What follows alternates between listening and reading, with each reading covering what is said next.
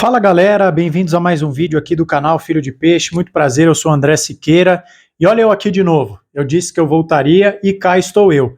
Segundo vídeo do dia, deu a louca no gerente, produção dobrada aqui no nosso canal.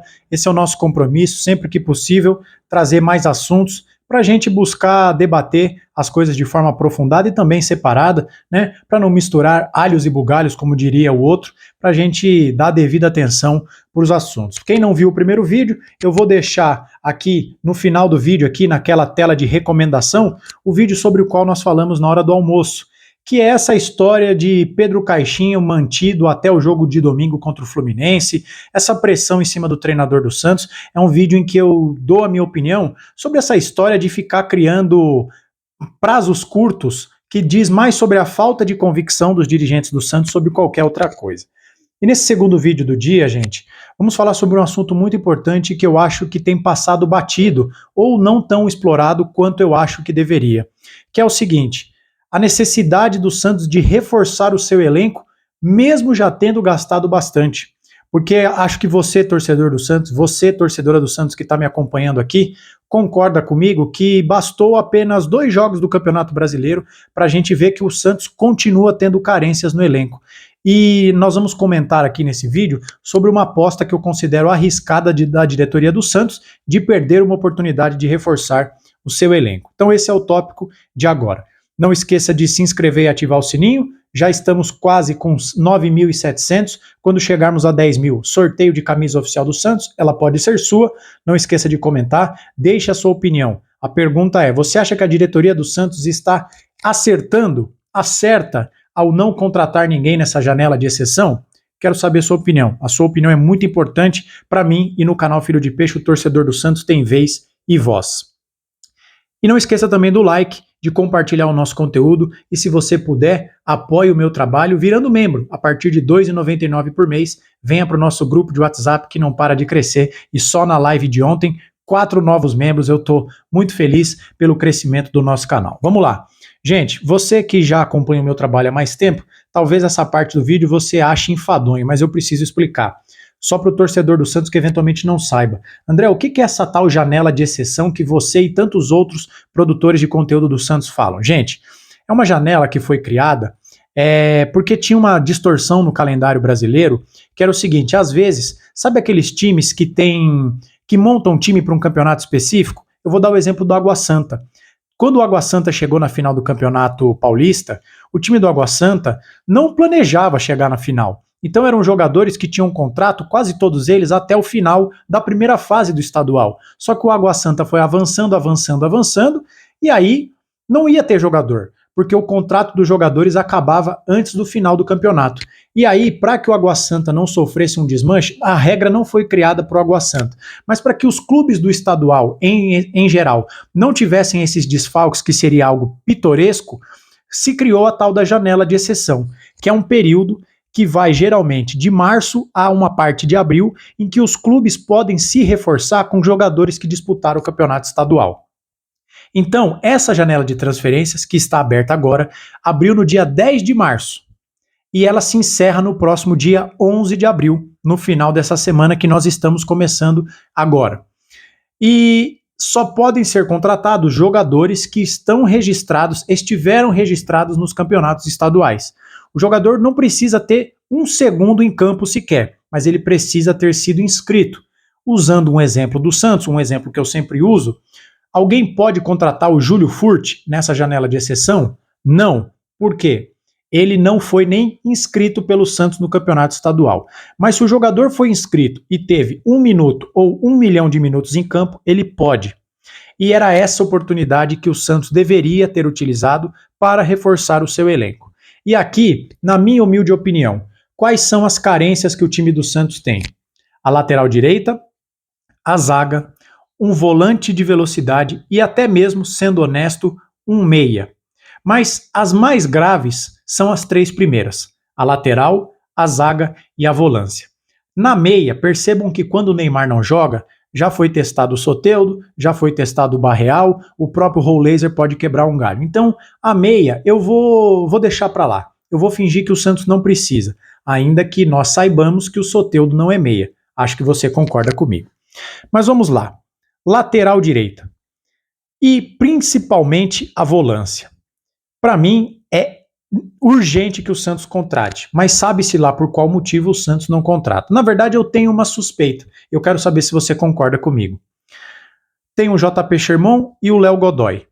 O Sherman está se desvalorizando cada vez mais.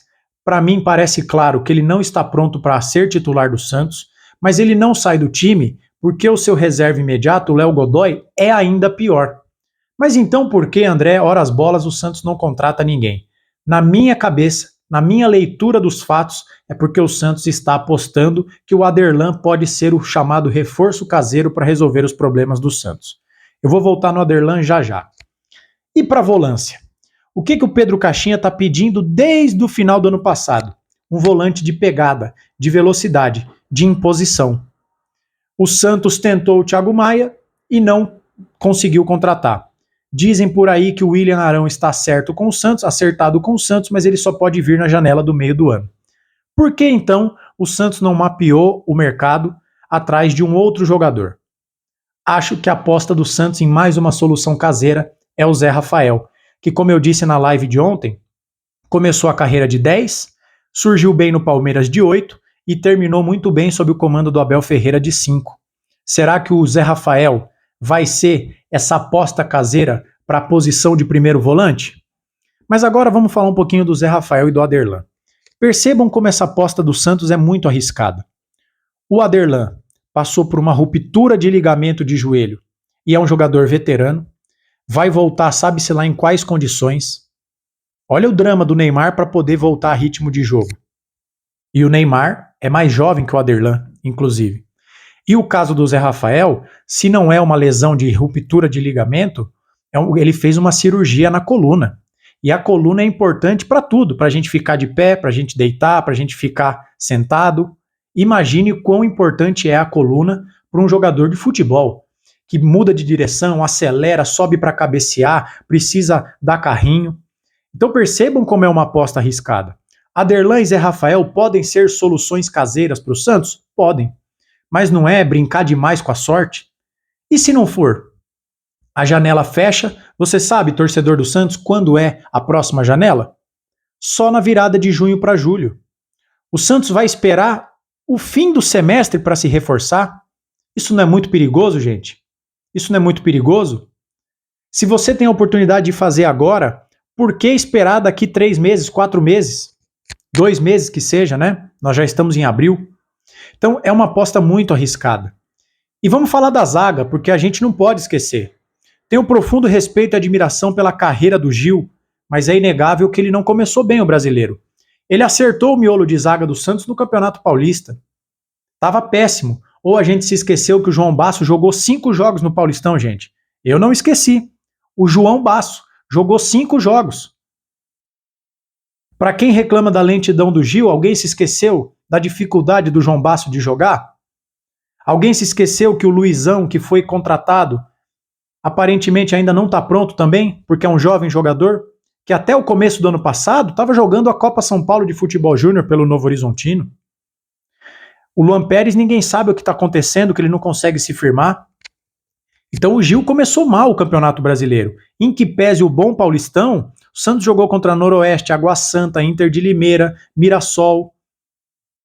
Times cuja exigência são infinitamente menores do que é jogar contra o Vasco, contra o Bahia. Domingo é o Fluminense, depois na quarta-feira Atlético Mineiro, no outro domingo São Paulo. Olha o nível de exigência. Então uma coisa, e vamos lembrar que o Gil saiu do Corinthians porque o Corinthians entendia que para a Série A exigência de uma primeira divisão, ele já não servia. Mas hoje ele é titular. E o reserva imediato é o João Basso. E a terceira opção pelo lado direito é o Luizão, que não está pronto. Aí você vai dizer, André, passa o Zé Ivaldo para a direita e deixa o Luan Pérez. Mas o Luan Pérez não consegue jogar, não conseguiu jogar no Paulista. Mas ainda assim o Santos não contratou. Isso é grave. Isso é grave. E sobre a volância especificamente, mas não necessariamente apenas sobre a posição de volante. Gente, vocês se esqueceram que a direção do Santos estava fechando a contratação do Thiago Maia por 6,5 milhões de euros, depois caiu para 6.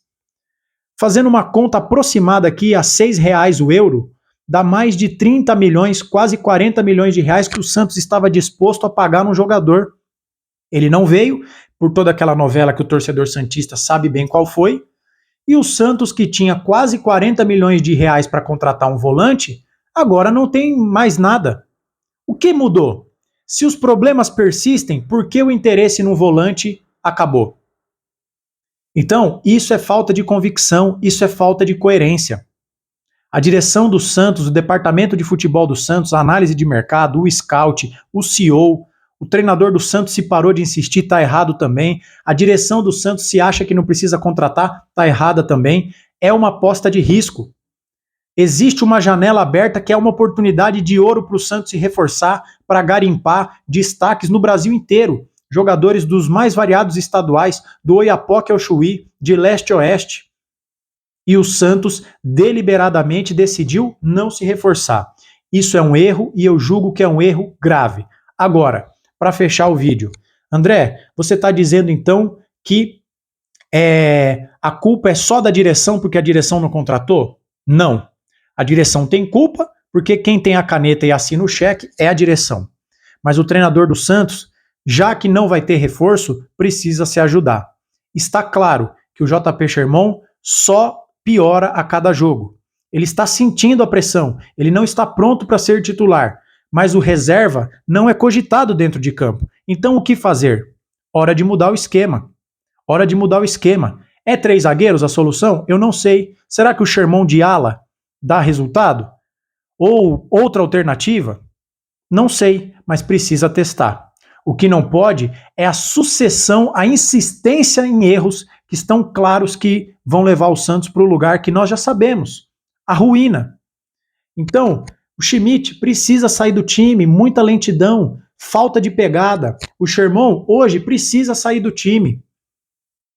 O Gil talvez tenha crédito, mas precisa de uma alternativa. Se o modelo de jogo do Santos é marcar pressão, precisa de zagueiro veloz. Vocês viram a dificuldade do Gil ontem, foi marcar pressão, bola nas costas, deitou a vaca. Então, percebam, gente, as coisas se entrelaçam. Tudo tem a ver uma coisa com a outra.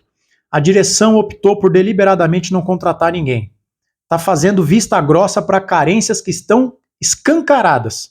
E o treinador do Santos parece fechado numa convicção que neste começo de Brasileirão mostrou que não está dando certo.